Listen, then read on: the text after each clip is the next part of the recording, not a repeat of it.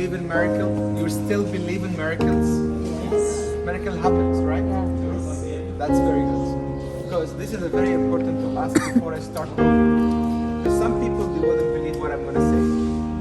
Because non-Christian people would never believe in this. But Christian people are really going to believe this. Alright. Anyway, you know that Cairo city was established around 996 CE. So almost 1,000 years ago. The city was founded by who? By not Egyptian, but the city Cairo was not founded and named Cairo by Egyptians. By whom? By Mauritian or Moroccan kings. They called themselves Shia or Fatimite. Have you ever heard about Fatimite kings? Yeah, it's a very strong empire. Rose to the western part of Africa. It's a Muslim state actually. They call Fatimites, and they as you rose very strongly in this area. So as their power was gaining gaining a lot of powers, the empire had decided to expand to the east, where Morocco from Egypt, which is it's to the east of Egypt. So they started to conquer Egypt and establish the city of Cairo. And the kings, or the Fatimite kings, were known as a very knowledgeable and a very arguable kings. They likes to talk about religion. They likes to talk a lot about art, and that's why when they come to Egypt, they found this established Cairo, and they're starting showing a lot of tolerance to non-Muslims. Alright, Egypt at the times was inhabited by who? By Christians, by Muslims, and by Jews. So it's a mix, and it's been always like this forever. Alright, and so they started to call everybody for a peace talks and coexisting between the three religions. And moreover, they have gone farther than that to call one of the Christian to be a minister, appoint him as a minister. One of the Jews was appointed as a minister, and that's never happened in Islamic empires at that time. 1,000 years ago, it was very they were so powerful, and they had no acceptance for that. So I tell you that's because it's important to know that after they settled, after they conquered Egypt, and after they started to build the city, they have started. The kings were really likes to argue about religion, like he used to bring the Christians minister and the Jew minister to his presence and talks about religion. So the Christian can talk about his religion from his own perspective as a Christian, from the Bible, and the Jew who talks about his own religion from his own perspective from the Old Testament, which is Torah. All right, you know that you don't believe. Jew doesn't really believe in the New Testament. They only believe in the one chapter of the Bible, only the Old Testament. What? I'm coming. I have to tell you. This is Not bad. Not bad. What happens? Okay. Here we go. Someday, while they were together, the king at his presence, the Jew and the Christian, they were make some quotations from the Bible. The Christian, saying something about the Jew, saying that Hosea says in his chapters, the donkeys know where to go, the sheep knows how to go home, but my people of Israel never follow it, never obey me. Oh, that's written in the Bible, and one of the chapters of Hosea. Who said that? Who said, the Jew or the Christian? The Coptic, the Christians. if you are a Jew and listen to me saying that about your people, that you are stiff-necked, donkeys is better than you, and he knows how to go home, but you don't follow your God. That's very offending. Exactly. And that is the situation. What happened that was very offending to the Jew. The Jew never forget about that. And once again, while they were together, they were talking about, in a few weeks, they started talking over about the religion again. And the Jew was really prepared at this time. He had some verses from Matthew 18. If you have a faith, says, if you have a faith as mustard seeds, what happens? Mountains. You move mountains, exactly. And that was the key words of our story. Move mountains. Why? Because the kings were listening to their argument between a Christian and Jew. And both of them, they arguing about something written in their books. And the king was very happy about this argument. He doesn't understand what's going on. But anyway, he's happy because he can use this argument to his favor. Like what? He said to the Christian, if this is so, if your God is really strong, if your Jesus, what you call him Jesus, is strong enough, why don't you move the mountains of Cairo? Why don't you pray to your God and move the mountains away from here? I want to build my city, and I want to expand my city bigger and bigger and bigger. The Christian was saying, what? It's unbelievable what he is asking for. But this is the miracle, because at that day, the king decided that if the Christian is not able to move these mountains, as their God says in their books, the Christian is not any longer have to believe in the Christian, because they have a very weak and deaf God. So that's what happened. So he came. Why would they tell him the story? Because it's very related to what I said to the Hagia Church. Because at that night, the minister decided to go to where? To visit the Pope, the Coptic Pope, the Christian Pope, and telling him about what's the problem they are in.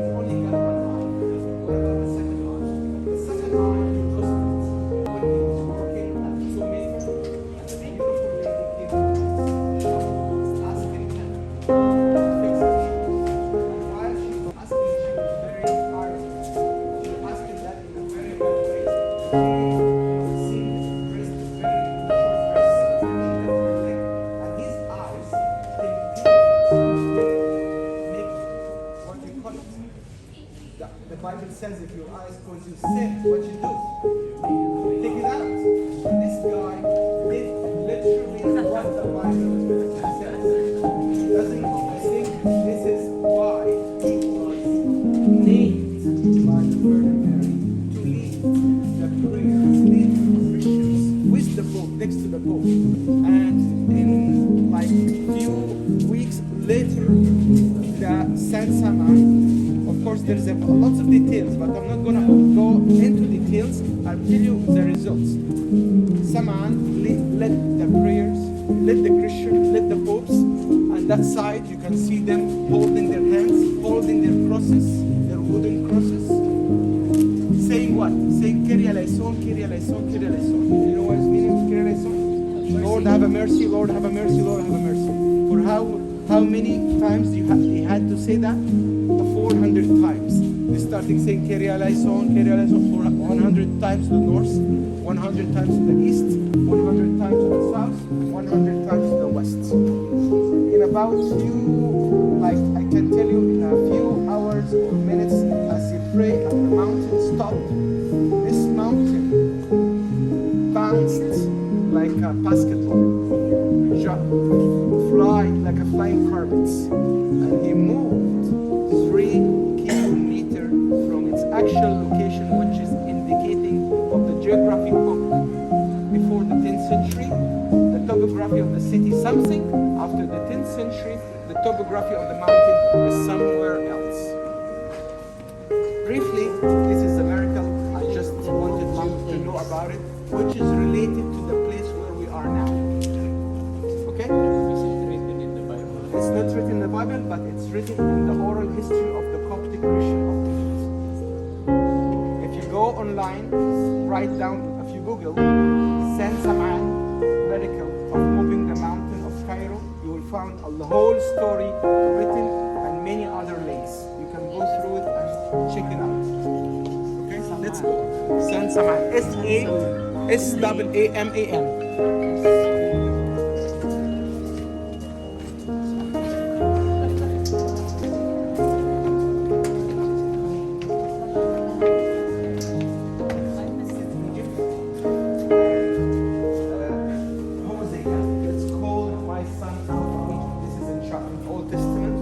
Chapter 11, verses number 1, called my son out of Egypt. You know how many times in the entire Bible Egypt were mentioned? More than like 70 times. Egypt in the Old Testament. Most of the old prophecies from Hosea, Isaiah, there was lots of promises about Egypt in the Old Testament. So that's the verses from Hosea. Called my son. It's related to the journey of the Holy Family to Egypt. A lot of people doesn't really know that the Holy Family, after Herod the king's order or commanded to kill all the Bethlehem kids, the babies, the newborns, they fled, they went away, escaped from the Israel, and they traveled to Egypt for 4 years, according to the Catholics and Orthodox manuscripts, which is not written in the Bible, by the way, because you're going to ask me, where in the Bible is this written? This is not written in the Bible. This is because we have two sources of the history, the written history and the oral history, which is said and written by historians. That's one place. Okay. So anyway, the oral history, or the history of the Christian and the Coptic of Egypt, like I'm one of them, that says that the Holy Family traveled to Egypt across Sinai, coming from Jericho, Bethlehem, Jericho, and then coming to Sinai, Larish. You can follow the numbers. This is the main stops and the main highlights of the journey of the Holy Family, Jesus and Joseph and Virgin Mary, Larish, and then Tandabasta, which is close to the Nile, and then they went to Saka, Wadi Natron, and then back and forth, Matariya, all Egypt, number 9. This is where we are. This is here, okay? And then went all the way down to the south for 4 years, 11 months. So if they lived in Egypt, that's why Egypt is so blessed. Egypt in the Old Testament had so many prophecies about the Jesus Christ. Like he says also in one of the chapters of Old Testament, I see the Lord coming riding a cloud in the middle of Egypt. This is written in the Bible. It was a prophecy said and mentioned in the Bible before Jesus was born by thousands of years. Right? So many prophecies, if you search the Bible, you found that there's lots of story and prophecies saying that Jesus will come to Egypt. Okay? Anyway, so this is a map of Egypt showing you the places, the highlights of the trip and the journey of the Holy Family where they were.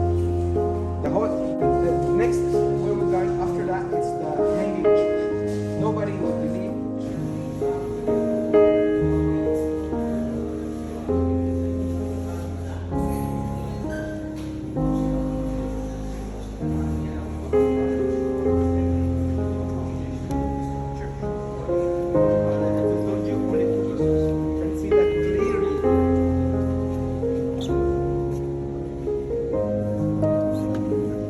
We cannot go underneath to see the pillars. It's closed. Alright? The Coptic Mona Lisa. Why we would say that? why we believe, a lot of people believes or knows that this icon is a very miraculous icons. Nobody knows who is the artist. It's incognito, unidentified artist. But if you look at the eyes of the Virgin Mary, you will see that from different angles, from right to left, if you walk around in a circle, you'll find she's tracking you. She's looking at you from different angles. Exactly like the Mona Lisa.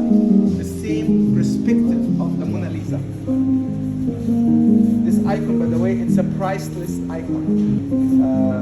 Many of the American Institutes of Arts had tried many to buy this icon. The prices goes up to $30 million. Yeah, Chicago Arts, the actual John has been described by Jesus as the greatest who comes from a woman, the greatest man or greatest human. So if the greatest human is kissing a feet of a child, so people were saying he must be even greater than John. He is a Lord, he's Jesus Christ. So it's emphasizing on the divinity of our Lord Jesus Christ. There's a lot of symbol we can talk about it here. Simple. Like, it's a new as a Catholic. As a Catholics, you will never see this in any other Catholic, Catholic church before. One of the symbols we always call each others when we are coward, when we are disappointing someone. We always call each others. Don't be like an ostrich. Put your heads to the ground, or bury your heads to the ground, and don't face your problem. Don't confront your problem. Do you have the same thing in Philippines? Do you know that about ostrich? That it's burying its neck in the ground? But it seems very bizarre behavior. Why the ostrich, the female, would do that? And when the Coptic or when the old people starting to observe the life of the ostrich, they found the ostrich only does this when it's the mother do this and leaving her body exposed. She is not defending herself. She is ready to be attacked. She can be eaten alive because she is not seeing or looking who is coming from behind. Her neck buried to the ground. She does this, the action of going up from up to down. It's like Jesus Christ when he came from his empire down to earth and become a man like this. Simple, metaphoric. Okay? The babies cannot see the mom because they're still inside the shell.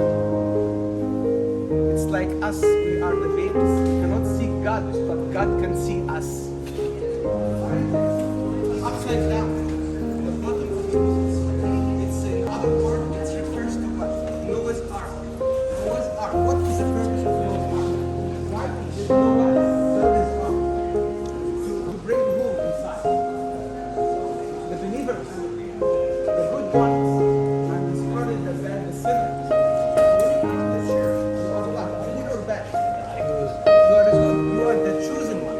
So when you look into the symbol of the church, it's like a Noah's Ark, where you will be protected, where you will be put on your face in the guts. So the design and the architect of the church, it's a very metaphoric and it's a very symbolic related to what we believe as Christians. Sounds good? I want you to take me to the room where we are.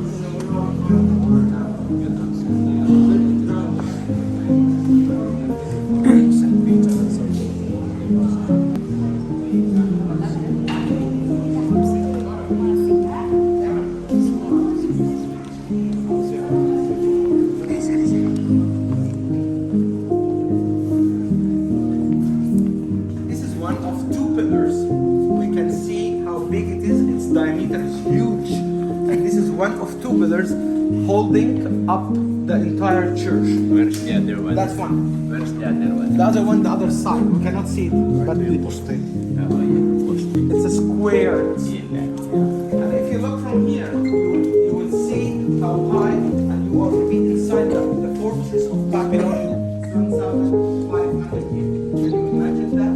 1,500 years, and these pillars are still holding on to the whole construction of the Holy Land. One of the oldest churches in the world.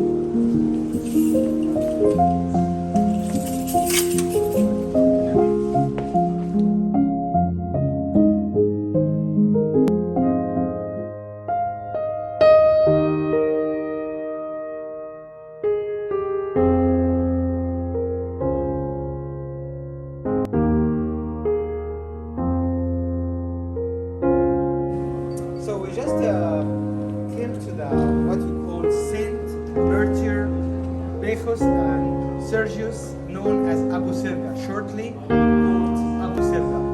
Right? The church is dedicated to two of the saints who actually were not Egyptians. They are Assyrian. They were a conscripted soldier to the Roman army during the time of Nero, the emperor.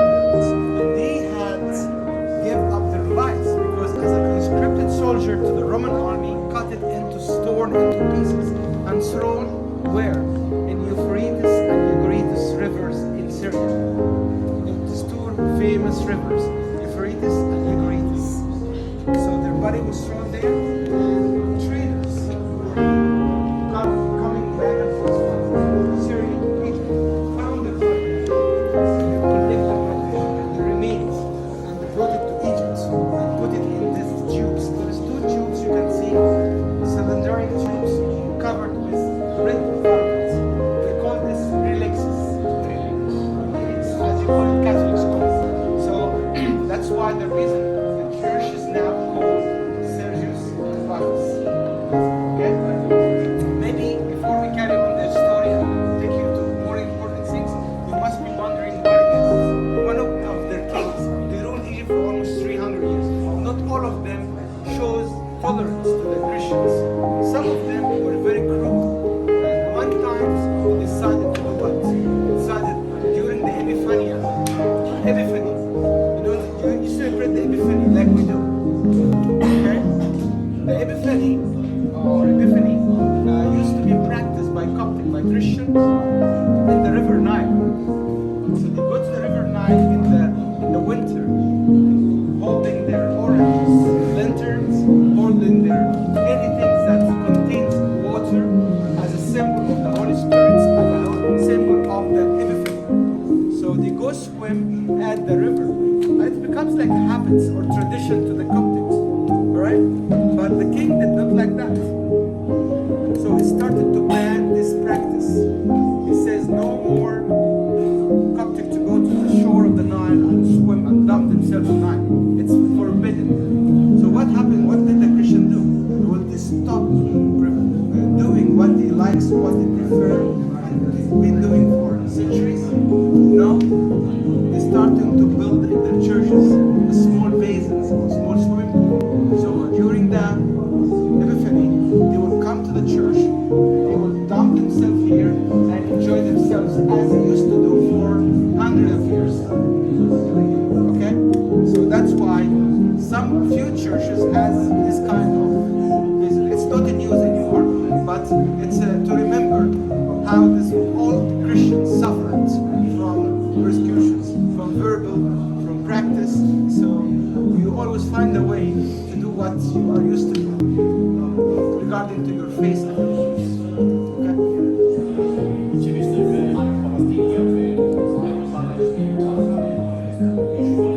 Going to sing for a few couple of, they said from 7 to 10 days.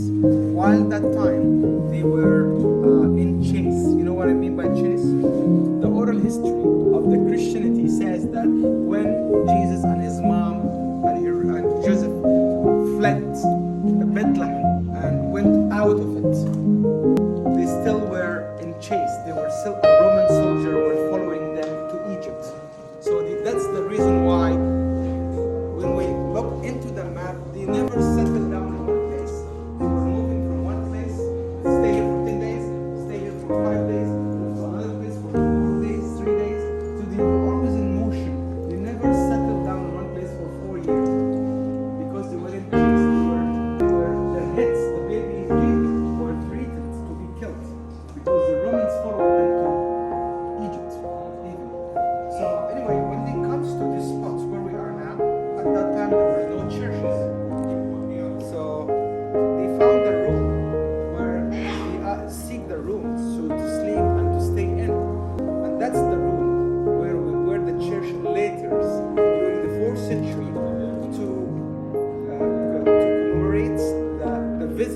the family to where we are, they starting building the church you see around.